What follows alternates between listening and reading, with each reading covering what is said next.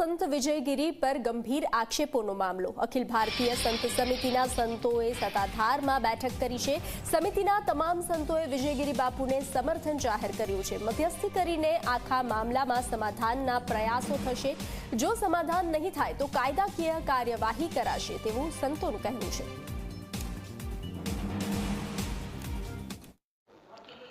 पहली बात तो ये है कि संत समिति અને ખૂબ જ સખત શબ્દોમાં આકરી રીતે વખોડે છે।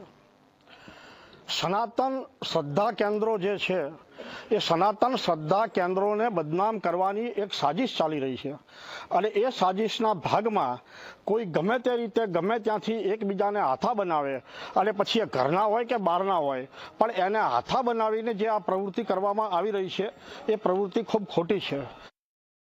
इसलिए सत्ताधार सनातन धर्म की विश्व की एक मानी हुई गद्दी है।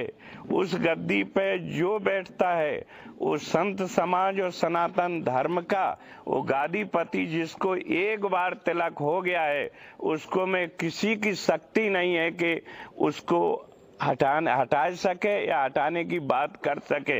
वो अपने मौका दरेक व्यक्ति राजा होता है, कुछ भी बोल सकता है, लेकिन ऐसी गद्दी पे जो आक्षेप किया है उसको भोगना पड़ेगा।